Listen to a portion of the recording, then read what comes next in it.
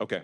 Let me ask the three of you about, just following up again on something Senator Butler talked about. That is the delay in rebuilding post offices. In Bering, Missouri, this is Knox County, a little over a year ago, we had an EF2 tornado that knocked out the post office, the Bering post office.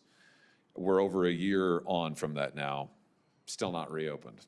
Now, the postmaster has sat right where you're sitting. I asked him about this. He pledged to me that he would get it rebuilt, reopened. I just want to know, from your perspectives, are you willing to commit to me today that if confirmed, you will work to get rural post offices, all post offices, but it's particularly acute in our rural areas that have been put out of service? Will you commit to me to working to get those reopened on a timely basis? You think about this community. This is a small community. They have been without mail, essentially. They got to go drive somewhere far. They've been without mail for over a year. A year.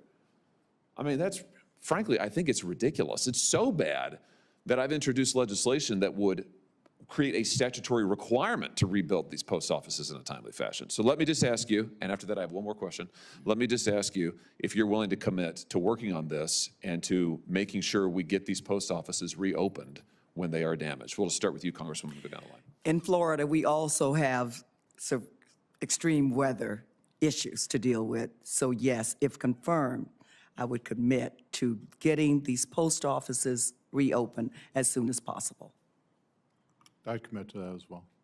I would commit to that as well. Okay, thank you. Last thing, Mr. Chairman. Congresswoman, let me just ask you about a little bit of your rhetoric that, I'll be honest with you, I find a little bit worrisome, and give you a chance to address it. Because this is a nonpartisan position for which you are being nominated, and I realize you've been in partisan politics, and that's fine. I'm in partisan politics, but that's not this position. So let me just ask you about a thing or two that you've said that I find a little worrisome. Let's start with the democracy one. We heard a lot of talk in this most recent election now concluded about Republicans, and particularly the now president-elect, being a fascist, which I think is incredibly irresponsible rhetoric. You said things like that, I think, Congresswoman. Kamala Harris believes in democracy. Donald Trump does not. What's left to say? That's just from a little over a month ago, 2 months ago, September 10th. Do you want to address that? Just give me your perspective. Give us your perspective for the record about how you see this role, about this rhetoric. Let me just give you a chance to respond. There's one more I want to ask you about after this. And I thank you for that, Senator Hawley.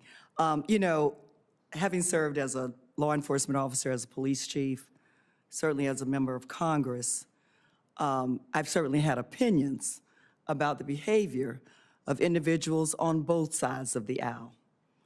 But what I can assure you is that whether as a law enforcement officer or as a member of Congress or as a member of the Board of Governors, that my political opinions will never negatively impact the work that is before us on this very bipartisan board.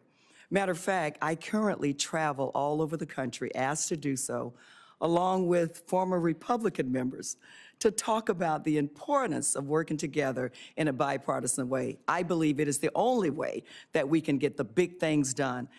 And strengthening the post office is a big thing that we need to get done. Last question for you on the same topic. Let's look at the other one. This is about the current president-elect's ability, constitutional right to serve. You said after the Civil War, we ratified the 14th Amendment. It says people try to overthrow the government should be banned. Donald Trump tried to overthrow the government. This was in reference to the cases that tried to get the former president, now future president, kicked off the ballot. I'm deeply concerned about those cases. They failed, as you know. The U.S. Supreme Court weighed in on this 9-0, said absolutely not. This is up to the people to decide. My question for you is that since this time, since you said that, he's been reelected. He's going to be the next president. If you're confirmed for this, you're going to serve under him effectively. Are you able to do that? And just comment on this, which you said, and your potential future role. Senator Hawley, when President Trump was first elected in 2016, he was not my candidate. But I went to his inauguration because the American people had spoken.